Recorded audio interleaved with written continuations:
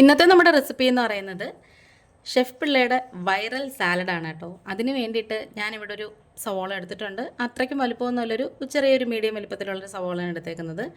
അതുപോലെ തന്നെ ഒരു ഇടത്തരം തക്കാളി എടുത്തിട്ടുണ്ട്. പിന്നെ എരിവിന് വേണ്ടിയിട്ട് ഒരു 3 പച്ചമുളക് എടുത്തിട്ടുണ്ട്. ഈ ഒരു സാലഡ് ഉണ്ടാക്കുന്നതിന് മുമ്പ് നമുക്ക് ഈ ഒരു സവാളയുടെ തൊലി കളയണം. അതുപോലെ തന്നെ കഴുകി വൃത്തിയാക്കിയൊക്കെ എടുക്കണം. അപ്പോൾ നമുക്കതൊക്കെ ചെയ്തിട്ട് വരാമേ. അപ്പോൾ പുതിയൊരു വീഡിയോയിലേക്ക് എല്ലാ കൂട്ടുകാർക്കും സ്വാഗതം. ഈ ഒരു വീഡിയോ സ്കിപ്പ് ചെയ്യാതെ ഫുള്ള് കാണണേ. ഇഷ്ടപ്പെട്ട ചാനലൊന്ന് സപ്പോർട്ട് കൂടെ ചെയ്യണം. സവോളയൊക്കെ നമുക്ക് നന്നായിട്ടൊന്ന് വൃത്തിയാക്കി എടുക്കണം. അപ്പോൾ ഇതിൻ്റെ തൊലിയൊക്കെ കളഞ്ഞതിന് ശേഷം ഇതൊന്ന് കഴുകിയതിന് ശേഷം വേണം എടുക്കാൻ. അപ്പോൾ ഇപ്പോഴത്തെ സവോളയൊക്കെ നമ്മൾ വാങ്ങിക്കുന്നതിനകത്ത് അതിൻ്റെ പുറം തൊലി നമ്മൾ കളഞ്ഞാലും അകം ഭാഗത്ത് ഒരുമാതിരി ഇതുപോലത്തെ ഒരു കറുത്തൊരു പൂപ്പല് പോലത്തെ ഒരു സംഭവം ഉണ്ട് കേട്ടോ. അത് ഒരിക്കലും നമ്മൾ എടുക്കരുത്. അതൊരുപാട് ഹെൽത്ത് ഇഷ്യൂസൊക്കെ ഉണ്ടാക്കും. നമ്മൾ പത്രത്തിൽ മറ്റ് മാധ്യമങ്ങളിൽ കൂടെയൊക്കെ കാണുവാണേ. അതുപോലെ തന്നെ ഈ പുറം തൊലിയിലും ചിലതിനകത്തൊക്കെ ഇതുപോലെ കാണും. അപ്പം അതൊക്കെ നമുക്കൊന്ന് കട്ട് ചെയ്തങ്ങ് മാറ്റിക്കളയാം. അതിന് ശേഷമാണ് നമ്മളിത് കഴുകി വൃത്തിയാക്കിയൊക്കെ എടുക്കുന്നത്. ഇതുപോലെ നമ്മളൊന്ന് കട്ട് ചെയ്ത് കളഞ്ഞാൽ മതി. ഇതിൻ്റെ ഈ ചുവട് ഭാഗം ഒത്തിരി ഉണ്ടെങ്കിൽ ചുവട് ഭാഗം ഇങ്ങനെ അങ്ങ് കട്ട് ചെയ്താൽ മതിയേ. ഇനി നമുക്കിത് നേരെ ഒന്ന് മുറിച്ചെടുക്കണം. മുറിച്ചെടുത്തതിന് ശേഷം നമുക്ക് ഈ ഒരു കൂഞ്ഞു ഭാഗം ഉണ്ടല്ലോ, അതും കൂടി ഒന്ന് ചെത്തിക്കളയാനുണ്ട്. ഇതിൻ്റെ ഈ കുഞ്ഞു ഭാഗം നമുക്ക് എന്തായാലും ഒന്ന് ചെത്തിക്കളയാമേ. സത്യം പറഞ്ഞാൽ നമ്മളിങ്ങനെ ചെത്തിക്കളയുന്നതുകൊണ്ട് വേറൊരു ഗുണവും കൂടെ ഉണ്ട്. ആ ഒരു ഭാഗത്ത് നമ്മൾ എന്തെങ്കിലും വഴറ്റാനായാലും എന്തിനായാലും നമ്മളിതിങ്ങനെ ഇടുമ്പോഴത്തേക്ക് ഇവിടെ ഭയങ്കര ഒരു കട്ടിയായിരിക്കും. പെട്ടെന്നൊന്നും മൂത്ത് മൊരിഞ്ഞ് കിട്ടത്തില്ല. അതുകൊണ്ടാണേ. ഇനി ഇതെല്ലാം കൂടി നമുക്ക് നന്നായിട്ടൊന്ന് ക്ലീൻ ചെയ്തെടുക്കാം. ഇതിൽ വേറെ ഒരു പച്ചക്കറിയുടെയും ആവശ്യമില്ല. കുക്കുംബർ, ക്യാരറ്റ് ഒന്നും വേണ്ട. ഇത്രയും 3 മാത്രം മതിയേ. ഇനി നമുക്കിത് ഈ സവാളയൊക്കെ ഒന്ന് കട്ട് ചെയ്തെടുക്കാം. ഇത് നമ്മൾ മുറിക്കുന്നത് നമ്മുടെ ഇഷ്ടത്തിന് തന്നെ മുറിക്കാം. ഞാനിപ്പോൾ ഈ ഒരു ഷേപ്പിലാണ് കേട്ടോ കട്ട് ചെയ്യുന്നത്. നമ്മൾ സവാളയൊക്കെ ഇതുപോലത്തെ ഒരു ഷേപ്പിൽ സാലഡിനെ കട്ട് ചെയ്യണമെന്നുണ്ടെങ്കിൽ അത് കാണാനൊരു നല്ല ഭംഗിയായിരിക്കും.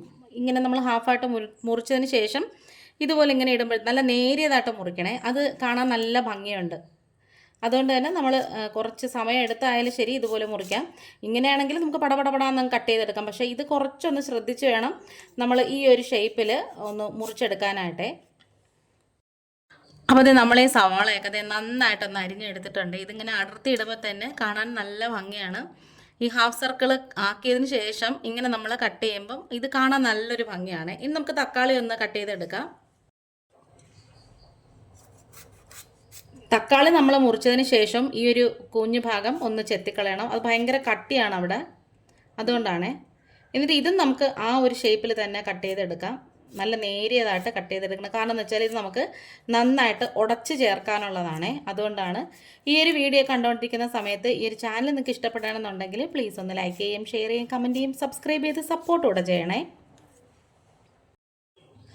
അതുപോലെ തന്നെ ആദ്യമായിട്ട് കാണുന്ന കൂട്ടുകാരെങ്കിലും ഉണ്ടെങ്കിൽ ആ ബെല്ലൈക്കണും സബ്സ്ക്രൈബ് ബട്ടണും ഒക്കെ പ്രസ് ചെയ്തിട്ട് അതിൽ ഓൾ എന്ന ഓപ്ഷനും കൂടി കൊടുക്കണേ. എങ്കിൽ മാത്രമേ ഞാനിടുന്ന വീഡിയോസൊക്കെ നോട്ടിഫിക്കേഷനായിട്ട് നിങ്ങൾക്ക് കിട്ടത്തുള്ളേ. ഇപ്പം കുറേ പേരൊക്കെ പറഞ്ഞിട്ടുണ്ട് നോട്ടിഫിക്കേഷനൊന്നും കറക്റ്റായിട്ട് വരുന്നില്ല എന്ന്. അതെന്താണെന്ന് അറിയത്തില്ല കേട്ടോ. അപ്പോൾ ഇത് നമ്മൾ സവാളയും തക്കാളിയും കട്ട് ചെയ്തിട്ടുണ്ട്. ഇനി അടുത്ത് നമ്മളിതിലേക്ക് ഈ ഒരു പച്ചമുളകും കൂടെ ഒന്ന് മുറിച്ചിട്ട് കൊടുക്കണം. അപ്പോൾ നമുക്ക് ചരിച്ചോ അല്ലെങ്കിൽ എങ്ങനെ വേണമെങ്കിലും വട്ടത്തിലോ എങ്ങനെ വേണമെങ്കിലും നമുക്കത് മുറിച്ചിട്ട് കൊടുക്കാം. ഇത് ഉടച്ച് ചേർക്കണം. കാരണം എന്ന് വെച്ചാൽ ഇതിന് ഒരു വേറെ നമ്മൾ എരിവായിട്ടൊന്നും അങ്ങനെ ചേർക്കുന്നില്ല. ഈ ഒരു പച്ചമുളകിൻ്റെയൊക്കെ എരിവ് നന്നായിട്ട് ഇങ്ങനെ ഒന്ന് ഇറങ്ങി വരണം ഈ ഒരു സാലഡിലേക്ക്. ഇനി നല്ല ഫ്രഷ് ആയിട്ടുള്ള കറിവേപ്പില വേണം. എന്താ ഇത്രത്തോളം എടുത്തിട്ടുണ്ട്. ഇത് നമുക്ക് കട്ട് ചെയ്തിടാനാണ്. ഇതിങ്ങനെ അടർത്തി എടുത്തതിന് ശേഷം ചെറുതായിട്ട് ഇങ്ങനെ ഒന്ന് കട്ട് ചെയ്ത് കൊടുക്കണേ. നമ്മൾ മുഴുവൻ ഇടണമെന്നുണ്ടെങ്കിൽ കുട്ടികളൊക്കെ ഉണ്ടെങ്കിൽ അത് പറക്കി കളയുകയും ചെയ്യും. ഇതുപോലെ ഇട്ട് കഴിഞ്ഞാൽ ശരിക്കും പറഞ്ഞാൽ ആ ഒരു കറിവേപ്പിലയുടെ ഫ്ലേവറും അതുപോലെ ആ ഒരു ഗുണമൊക്കെ നന്നായിട്ട് ഈ ഒരു സാലഡിന് കിട്ടുകയും ചെയ്യും. മെയിനായിട്ടുള്ള പരിപാടി നമുക്കിതിലേക്ക് ആവശ്യത്തിനുള്ള ഉപ്പ് ചേർത്ത് കൊടുക്കാം. ഒരിച്ചിരിയും കൂടെ ഇട്ട് കൊടുക്കാം. ഇനി ഇത് എല്ലാം കൂടി ചേർത്ത് കൈ കൊണ്ട് നന്നായിട്ടിങ്ങനെ മിക്സ് ചെയ്ത് ഉടച്ച് യോജിപ്പിച്ചെടുക്കണം. ഈ ഒരു സാലഡിൻ്റെ കറക്റ്റ് ഒരു ടേസ്റ്റ് എന്ന് പറയുന്നത് ഇതാണ്. ശരിക്കും പറഞ്ഞാൽ ഈ ഒരു തക്കാളിയും ആ ഒരു സവാളയൊക്കെ നന്നായിട്ടിങ്ങനെ വെന്ത് ഉടഞ്ഞ് കിടക്കുന്നത് പോലെ തോന്നണം. അത്രത്തോളം നമ്മൾ വഴറ്റിയാൽ ആ ഒരു പരുവം എങ്ങനെ വരുന്നോ ആ ഒരു പരുവത്തിൽ നമ്മളിതുപോലെ നന്നായിട്ടിങ്ങനെ ഉടച്ച് മിക്സ് ചെയ്തെടുക്കണേ. ഇപ്പോൾ ഏകദേശം ഈ ഒരു തക്കാളിയൊക്കെ നന്നായിട്ട് ഉടഞ്ഞു വന്നിട്ടുണ്ട്. ആ ഒരു സവാളയും നന്നായിട്ട് ഉടഞ്ഞു വരുന്നുണ്ട്. പച്ചമുളകൊക്കെ നന്നായിട്ട് ഇങ്ങനെ ഒന്ന് ഞെരടി ഉടച്ച് ഇതിനകത്തോട്ട് ചേർക്കണേ. ഏത് പാത്രത്തിലേക്കാണ് സലാഡ് സെറ്റ് ചെയ്യേണ്ടത് അതിലേക്ക് ഇതൊന്ന് ഇട്ട് കൊടുക്കാം. ഞാനിപ്പോൾ ഇതുപോലത്തെ ഒരു ബൗളാണ് കേട്ടോ എടുത്തേക്കുന്നത്. നമുക്ക് ഈ മിക്സ് ചെയ്ത് വെച്ചേക്കുന്ന കൂട്ട് ഇതിലേക്ക് അങ്ങ് ഇട്ട് കൊടുക്കാമേ.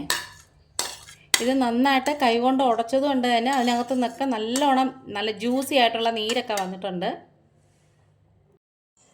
ഇനിത് ഞാനിവിടെ തൈര് എടുത്തിട്ടുണ്ട്.